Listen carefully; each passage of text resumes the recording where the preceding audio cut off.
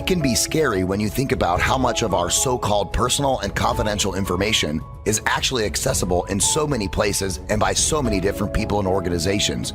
You need to learn what's being done with this information and how to keep yourself secure. Welcome to My Connected Life with Tyler Cohen Wood. When you're in control of your data in cyberspace, you feel all the more secure. Now, here's your host, Tyler Cohen Wood.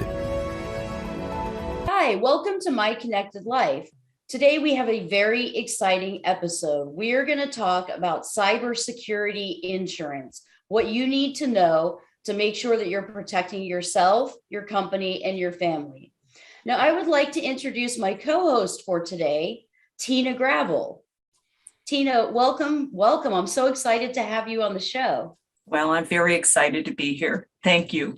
I'm a senior vice president over at Appgate here in the US, and I'm very delighted to be a part of this.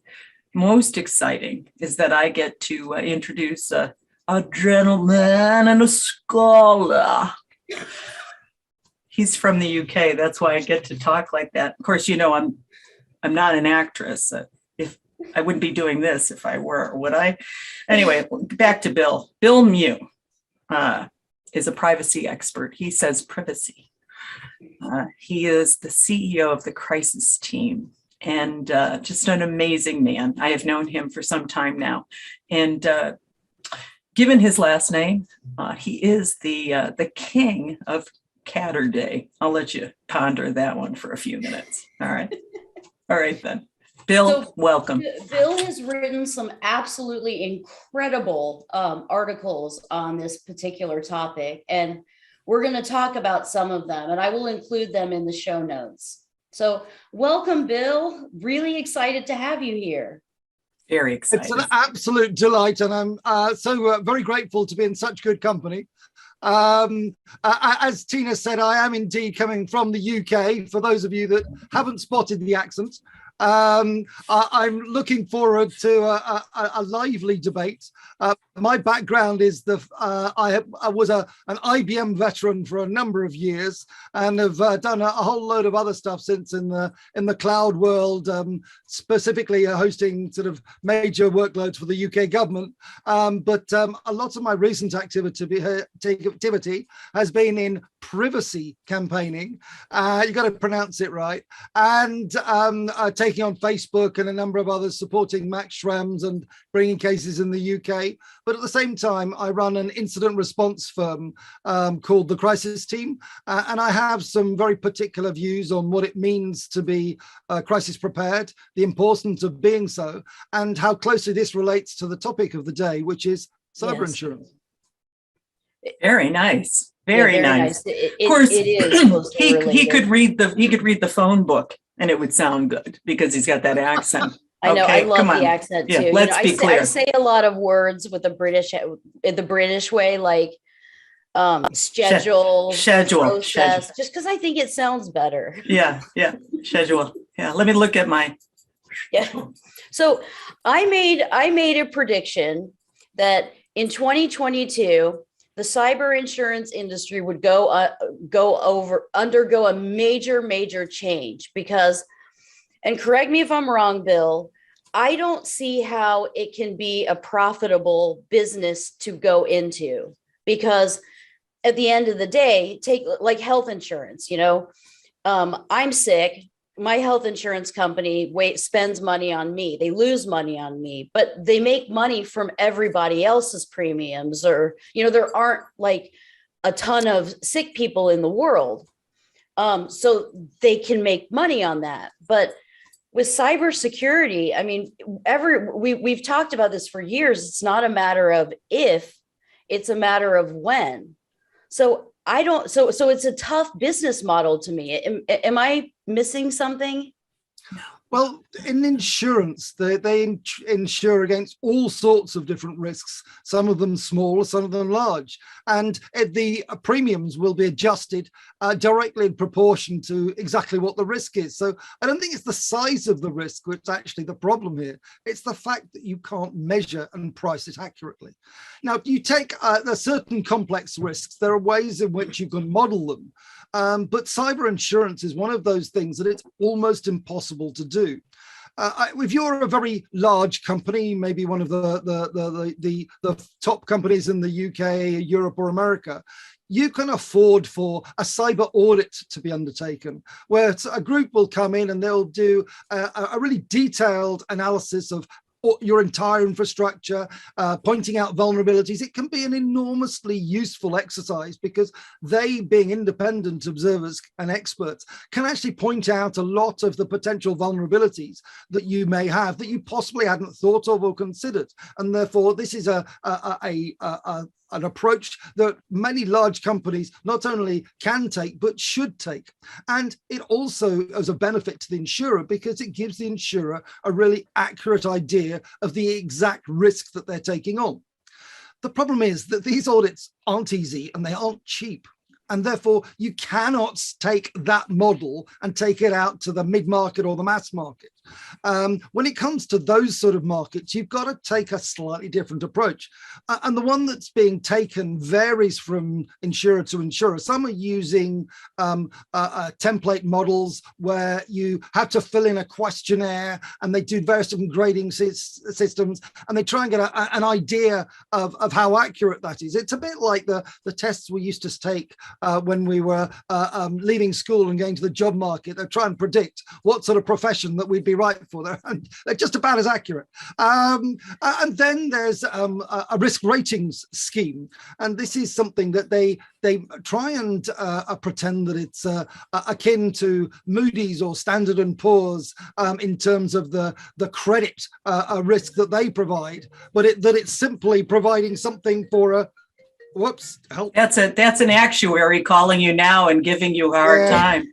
Anyway, they try and pretend that they can measure risk accurately, just as they do with financial risk. So they know your credit history and everything, and they can model that accurately. The problem is the way that they do it in the cybersecurity arena is that they take a web crawler that goes out and looks at externally facing endpoints that can be associated with your organization and test them for known vulnerabilities. This means a number of different things. First of all, if you've just done a patch, your score will be dramatically different from one day to the next, before and after the patch, when in reality, most of what's going on inside the organization hasn't changed at all. Right. Secondly, it's very difficult to accurately identify which endpoints belong to you or where all your data is, because if most of your stuff is hosted in the cloud, or if you're using let's say a marketing organization to host most of your customer data, then it won't show up. And this sort of risk rating scheme has been compared to assessing the fire safety of a building from a photograph taken on the opposite side of the street. You can get an idea of the size of the building, whether it's made of brick or whatever, but you don't know it's got fire doors, you don't know it's got flammable materials, you don't know it's got a sprinkler system. It's such a crude approach. I mean, I'm sure you can see how crude this would be. So on that note, Bill, if you had let's talk about the endpoint situation, all right? For example, let's say I patched today and then there was a breach. The insurance company could certainly come in and pull a report and see something hadn't been patched properly and then deny a claim. Could they not? Well, that brings us on to one of the consequential issues. If the insurers can't price the risk accurately, or can't quantify it, the premiums that they're charging, they can't have a really very assured confidence that they're pricing the risk properly. And therefore, rather than risk enormous exposure, they build into their policy a number of exclusions in order to limit their risk. Now, these exclusions can actually be quite comprehensive. And in effect, to some extent, it can exclude you from almost any claim of any kind. And I'll give you some examples. Yeah, Is- let's hear it. Can I just ask one question quickly? Because Go I'm ahead. like intrigued. Me too, yeah. Is one of those exclusions if the attack happened because of phishing? Well, you can come on to talk. But let me just give you a few of the examples. Okay. Policies tend to not to cover a policy where a hacker who specifically targets people other than you alone. Some of the policies used to say that you had to be the sole target of a hack for the policy to pay out, which this is fairly unrealistic because companies do a scattergun approach and get a whole load of people, and they'll do sort of schools one week, hospitals the next, and there'll be campaigns of that. And also there's supply chain risk, and therefore if you're infected through a third party, you wouldn't be covered.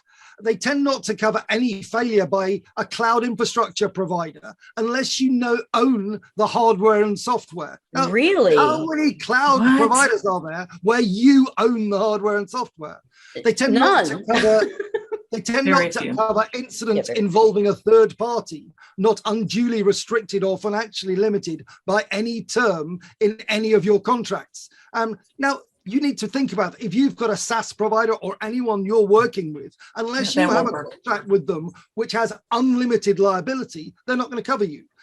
I mean, this is enormously rare. I can't think of any SaaS provider that would provide you with a contract with unlimited liability. And the reason the insurers insist on that you have this relationship is because if something happens and it's their fault, then they want to be able to go after the third party for an enormous amount of money. But it simply isn't realistic to expect you to have an unlimited liability relationship with these companies. And policies also tend not to cover incidents involving any individual hacker within the definition of you, so that excludes all insider threats. And this is a major concern for a lot of companies out there, and is specifically excluded by most of these policies. Policies tend not to cover the use of you by any of any software or systems that are not supported by the developer. Now, one of the problems here is that I'm familiar with the NHS in the UK, where they're relying on a lot of antiquated equipment. They may have a PC in the corner running an old version of Windows that isn't supported anymore. Right. It may not be the attack vector used by the hackers, but the very presence of a single outdated terminal or PC within your estate can nullify your entire insurance. They tend not to. Oh my goodness. This is unbelievable. Yeah. This is unbelievable. So, go ahead. Let me go on. They tend not to cover any incident attributed to any failure by an internet service provider that hosts your website, unless such infrastructure is under your operational control. I mean, which isn't the case. That's simply not realistic. Right. They tend not to cover any act that was covered by a foreign enemy, terrorism, hostilities, or warlike operations. Now, this has actually been used by insurers to protect themselves from claims emanated from hacks coming from Russia, Eastern Europe, and North Korea. Even though there was never a war declared, they said it was akin to terrorism and such warlike hostilities. I mean, almost the vast majority of hacks are going to come from these very countries, and they're all excluded. Policies tend not to cover any error or omission arising out of the provision of negligent professional advice or design. Well, this means that if you had penetration testing, or that if you went for ISO 27001 accreditation, and during the process, any faults were pointed out in your system that weren't subsequently dealt with in their entirety, it would be sort of a known fault. This is like the pre-existing condition thing. And also on the sort of pre-existing condition, they also tend not to cover anything likely to lead a claim, loss, or liability that you knew about or ought to have known about before they insured you. And this or is should or ought to have known about. yes, and this means Wow. that if you went to the board when you first wanted cyber insurance, and in order to explain to the board why you needed cyber insurance, you explained some of your vulnerabilities. All of those vulnerabilities are excluded. Wow. So Whoa. I have a question. So these are just some of the examples. No, what- not all policies are quite the same. So before I slander people or tar them all with the same brush, I would absolutely ask people, go through whatever proposed policy you have clause by clause to check for some of these exclusions, because as you've seen, these exclusions are very widespread and could mean that your insurance policy is pretty much not worth the paper it's written on. What comes to mind for me, Bill, is the old days of the insurance funds. Yeah. When you couldn't insure a risk because the floods or, Yeah. or a situation, where you had the auto funds of like New Jersey, right? Where, people could either have the government do reinsurance or self-fund a reinsurance policy or something. That's what's coming to mind when you speak, because it sounds as though if they're going to, the exclusions aren't going to work. So it makes it null and void, a policy null and void, Yeah. and it's not going to do any good for a real enterprise. So with that said, what do you think about these mechanisms that insurers have had for many years to spread the risk in a methodical, proper way to shore them up? Do you think that will be explored? Is that coming? Have you heard anything about that? Well, I really think there are some systemic issues. So part of the reason why it all stems from an inability to price the risk accurately, and therefore they're covering their backsides with some of these exclusions. But you can get around some of the worst exclusions. What you need to have is a really good broker. If you've got a really good insurance broker who knows their stuff and is willing to find you a policy where you can try and avoid some of these, you just need your eyes open. You just need to go into it. But one of the problems we have is most insurance is then offset by insurers to reinsurers and so forth. And what they account on is to having a critical mass of insurance. And it's a bit like the way motor insurance works. Sure. Because the motor insurers know that a 16-year-old with a Ferrari is a bad risk, they can set the premium accordingly. But at the same time, because they have so many different people insuring their automobiles, it means that they spread their risk over an enormous market and they have a big book of insurance. Right. The problem we have in cyber is we don't have a massive book of insurance because there's only a certain number of people who are actually taking out policies at the moment. And there are the actual amount of capital reserved to cover a lot of this for the potential claims is vast. And there is a systemic issue here, especially if we have a massive supply chain or a systemic hack, something like the WannaCry virus that went wild and took out a whole load of organizations simultaneously. If we have a massive thing like that and a lot of people are insured and facing incredible claims, then there's potentially a systemic impact on the entire insurance industry. Yeah, makes Wow. sense. How do Another thing to think about. Sorry. Absolutely. Another thing to think about here is some of the perverse impact that you have because of insurance.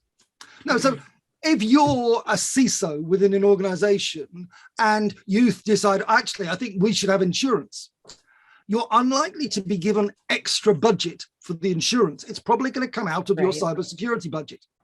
Right. And therefore, almost everyone who has insurance spends less on cybersecurity and is therefore a bigger risk. That's sort of a perverse impact of actually having Kind of insurance. the chicken and the egg. Yes, that's what it sounds like. Worse than that. I mean, it's actually a sort of a bit more like the turkeys and Christmas. But there are other incentives or perverse impacts. A lot of the insurers not only want to limit the claims and their exposure, but want to limit the cost of the incident response and some of the other things. So what they do is they will give you a prescribed list of providers that they have pre-approved that aren't going to stiff them on the costs. And if you use one of these incident response firms to come on and fix the problem when you've called your insurer, because they're prescribed by the insurer and you've got to use them, although the cost won't be covered, just think about who are those incident response teams actually working for? Are they The working insurance for you company. or the insurance company? Yeah. Yeah, the insurance company. Basically, all of their business comes to them because of the insurance company, because they're on the approved supplier list. And they're only ever going to deal with you on this one incident. They're reliant on all the rest of their business from the insurer. And therefore, if during their due diligence in terms of fixing the problem, they come across some sort of fault on your part that might exclude the policy or might negate your cover, they're going to point it out to the insurer. And therefore, by inviting an incident response team in that is one of the prescribed people that the insurer has mandated, you're opening yourselves up to these people looking everywhere, finding something. And the chances are, if they want to find fault, they probably will find fault. And if they want to exclude your premium, and if they're encouraged by the insurer to do so, they will. So, Bill, what's a nice gal supposed to do? One of the things that you need to think about is, first of all, you need to think that cyber insurance needs to go hand in hand with cybersecurity and incident response. It is not a substitute for either. Bingo. Right. That is such a well said point. Yes. We have to take that quote and put it everywhere. Every day, and please hashtag zero trust while you're at it too. Oops, that I couldn't help it. It comes out comes out of my pores. I can't help it. Zero trust, zero trust, zero trust. Because maybe you could extend zero trust to the insurers. Yeah, I know. Oh, I would love to. I would love to. Are there any insurance policies or any broker or any policies that you've seen that are pretty good policies and worth investing in? Okay, what you need to do is to find a reputable broker, and there are some out there. Yes. You need them to act on your behalf.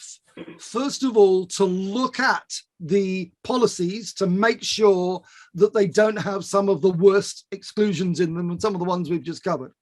Secondly, you need also to ensure that your policy doesn't necessarily prescribe who you have to use in incident response. It is far preferable to have the choice of the incident response team such that they are definitely working for you and not for the insurer. And finally, you probably need to think a little bit more broadly than just the fix. And some policies, well, all they'll do is pay for the technical fix.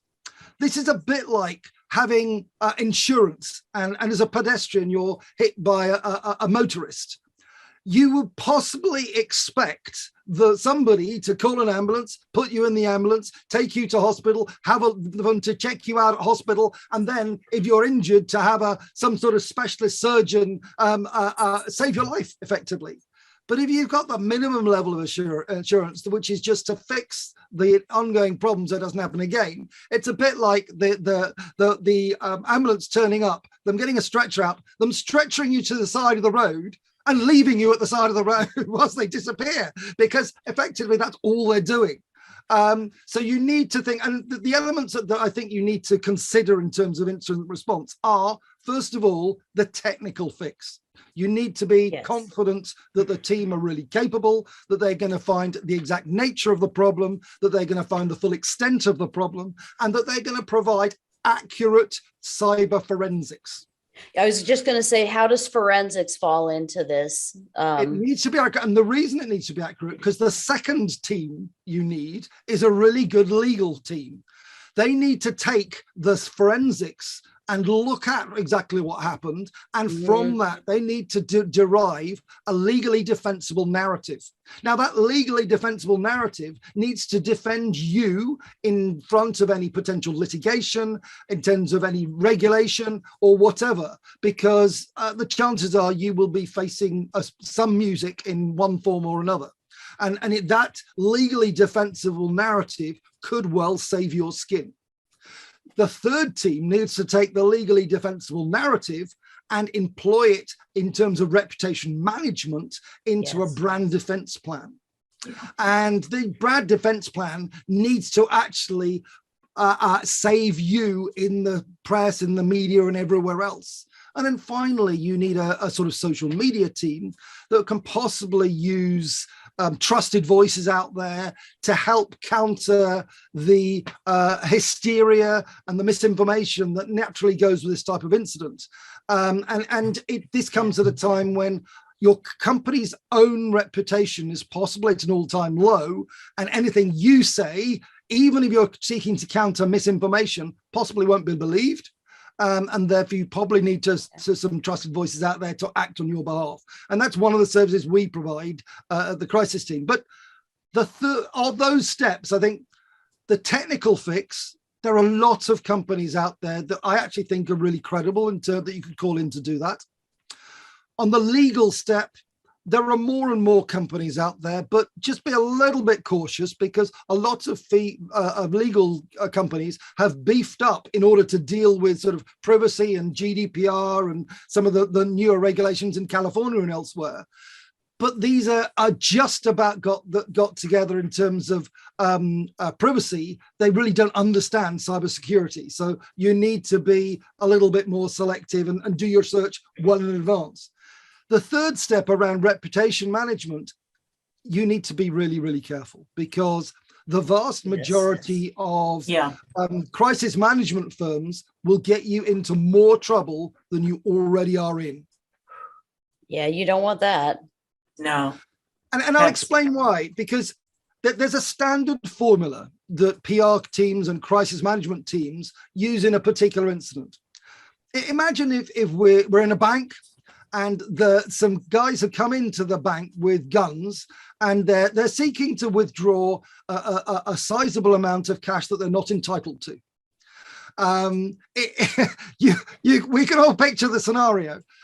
When it comes to be written up by the press, when the sort of public opinion around this occurs, it's going to be very obvious to people who the victims and who the villains are in this scenario. And the press and the public always look in a very simplistic manner for victims and villains.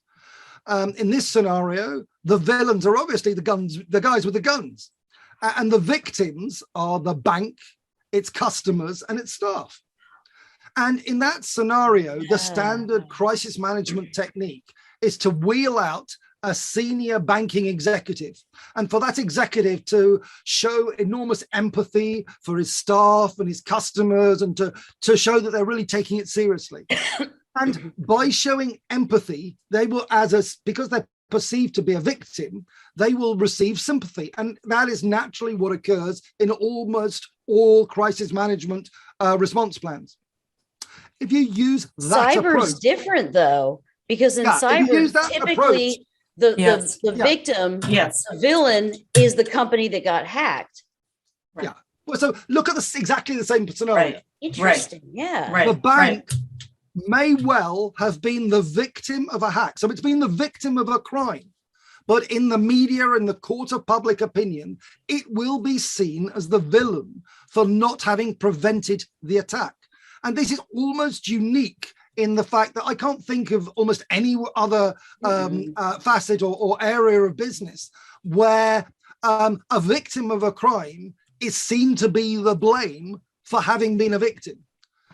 So in that scenario, if you wheel your executive out and he tries to show empathy, having been hacked, he will get shot to pieces, and he will be right in the firing line. You do yourself more harm than good.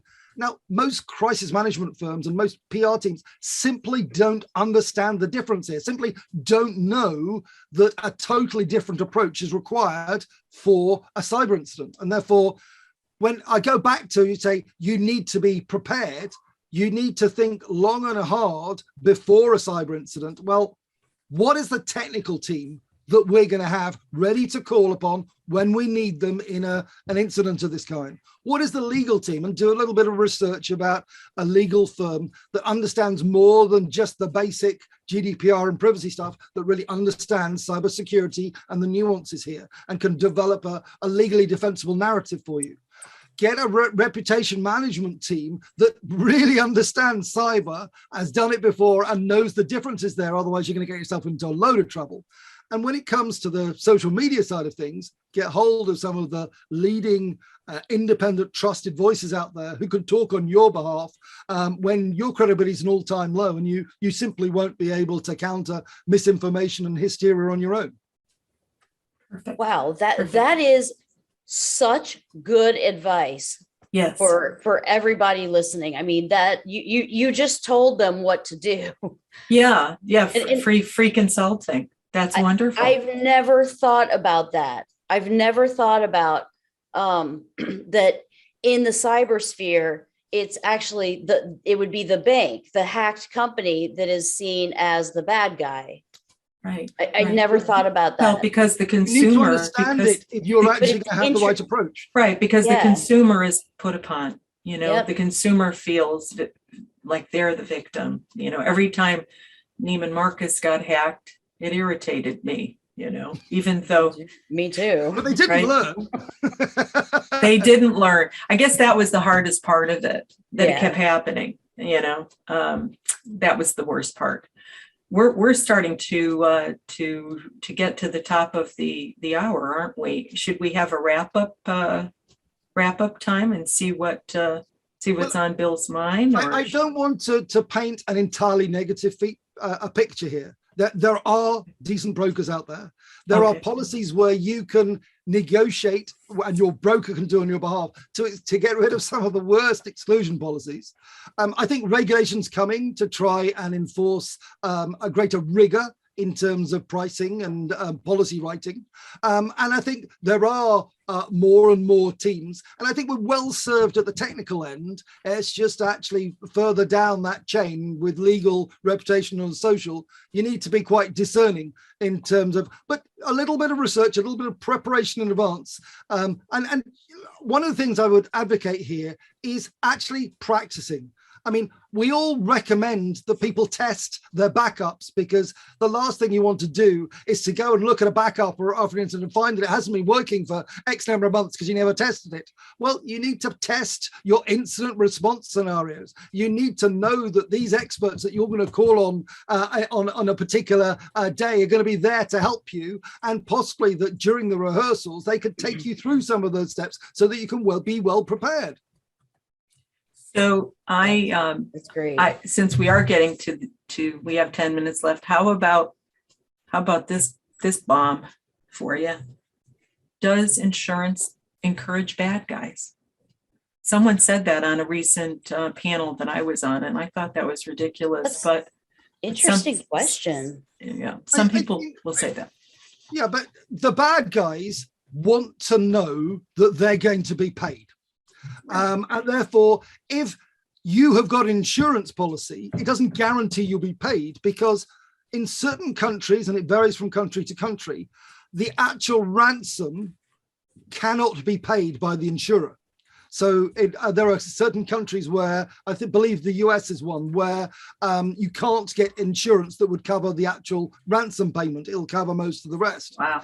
And therefore, just because you're insured doesn't necessarily guarantee that the crooks are going to get paid out. One of the things that you need to consider, though, is that the effect of insurance can actually be worse on the client side of things, because it can lead to complacence. And that comes back to my earlier point that cyber insurance is never a substitute for decent cybersecurity and incident response. Right. So Tyler, what do you think? Do you think it encourages? I mean, you're a cybersecurity expert. What do you think? I don't know. I mean, to kind of tack on to Bill's point, like especially in ransomware instances, yeah. I mean, I could see where it could be kind of well, we have cyber insurance, so we don't have to necessarily like what's the word I'm looking for? Complacency. Yeah. Okay. Well, the complacency is real, and it is an issue. We hear that a lot when we go in to talk about, zero trust. Well, we have a VPN and a firewall. If you only knew what was happening, right? But from the perspective of the people who are after the ransom, they want to be sure that you're going to pay. So it's not necessarily a question of whether you have insurance. It's possibly if there's any track record. If you have paid out in the past, you will go top of the list of their suckers list of somebody who'd like to pay out again. Right. If you get hacked, and for many companies that do pay a ransom, they find that they are hacked again within the next year. The reverse is true. If you refuse to pay a ransom, you are less likely to be the victim of a follow-up attack, because the ransomware guys think you're a bad bet.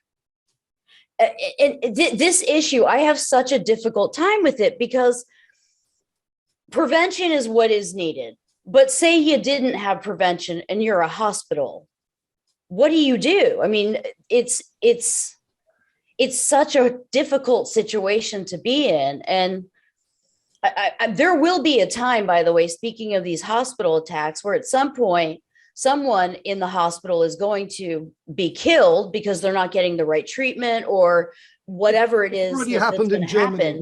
Germany, there's a record of at least one patient dying as a direct result of a cyber attack. How would cyber insurance deal with that? I'm not sure if the hospital in question was actually covered by insurance, but no doubt there is an exclusion somewhere to fit every particular scenario. Yeah. Are there things like things that you would want to see in a policy? Like we've talked about what we don't want to see, but are there some things you do want to see?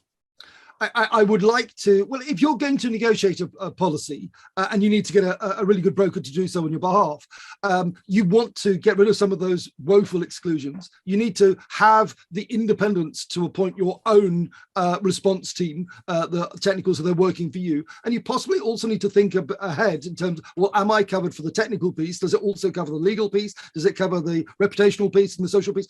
Are all those covered? And if not, well, do we have separate budget to cover that if it occurs? And who specifically do we think we want to cover all of those on our behalf? Do we want to rehearse them? Do we want to do all those things? And make sure that all of that is baked into the planning. Okay. Wow. So just like any other business continuity plan, really. I mean, pretty much. I think about the time after 9/11 when I used to sell a system where you would, go out and try to sell business continuity plans, and how it was popular for a short amount of time after 9/11. And then everybody said, well, it's so expensive, and it became unpopular because it was 2 times everything. I really hope that government and insurance companies find some solutions where they can underwrite, where they can have an actuarial model to figure out a better way to do this. And I'm going to say, I know it's probably not done, but, I think that that there are brokers here. I've worked with, the Marsh Max of the world, the Aon, former Aon, and I think that they know what they're doing here in the US. I don't know what they do overseas, but, I'd like to see them considering zero trust. I really would. just like with your home insurance, if you put an alarm system in, that you get a break if they are getting to that point. But I think, gosh, that from what you've said, it's a ways off, Bill.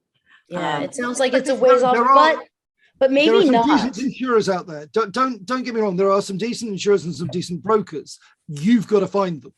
And they're not the cheapest in the market. An alarm should be Right. going off in the back of the head if you're getting a particularly cheap quote. And there are some companies that offer to give you a quote within an hour, and you possibly need to think how much due diligence have they done in that hour? Exactly, what have they done in the last hour to actually come up with a price? So you need to consider those type of things. Yeah. We also possibly need to think as a society about how we can actually enforce better cyber hygiene across the Yes. board so that not everyone has to rely on insurance. But Right. also, one of the things that we saw in the UK with the IRA and terrorism, whatever, we actually had the government step in and offer to be the insurer of last resort for terrorism. And therefore, people weren't left on the hook for terrorist incidents. And the government would always step in and cover you. At some point, we may need to think with massive systemic cyber attacks that the government may need to fulfill that role because the insurers may not be able to cover it in the same way as it works with terrorism. And actually, some of this cybercrime is being seen as akin to terrorism. And we possibly need to think in those terms.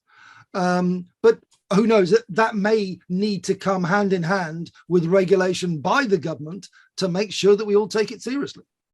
Yeah, Yeah. absolutely. And Absolutely. I do know that the government is, I mean, they really are, they are finally taking ransomware, taking cybersecurity seriously. And I think that's a good sign. Very And good. I think the reason for it is because the attacks have just grown exponentially, and with more and more and more and more connected devices, also with the shift from working from home, the threat landscape just dramatically grew exponentially. Yes, it did. That attack surfaced when we all went home. Got crazy. Yep. But the parting words would be, I certainly think one of the areas that are least well covered at this moment in time are the two last elements of that, the reputational and social. And if you come and contact me, you can reach out to Bill Mew or whatever.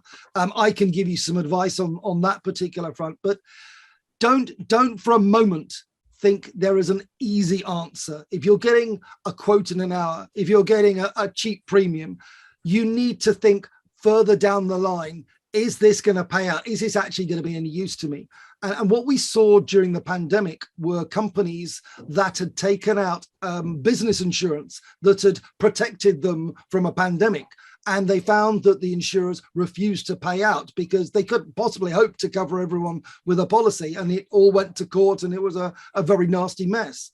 You may find that if you go for a quick and a cheap policy and think you're covered and are complacent as a result, that you're your own worst enemy. Yeah, it makes sense. It makes sense, Bill. Yeah. Bill, you have been a world of information. I mean, just I know. what a wonderful gift. I'm so grateful that you were here today. What a gift you've given so many people. I hope that this goes viral. Not for us, but for those that need to hear it, because it's a very serious issue. It's huge. And And it's you getting laid bigger. out It's not going away. exactly what to look for and Yeah. what not to look for. So, I mean, you just gave free consulting to You did. You lots did. of people. You did. You did. They're very fortunate that if they listen to this, they'll hear it. Thank you. Yeah, thank you so It's been much. a delight. Thank you so much, both of you. And I hope that the audience get some good insights and come back for more. I think that they will. I know that they will. And please go and read Bill's articles on this topic because they are very good. They're very well written. And again, it's kind of like free consulting again, because you're getting exactly what you need to know. So Right. thank you so much, Bill. Thank you, Tina. This was an awesome episode. Join us next week for another episode of My Connected Life. Thanks.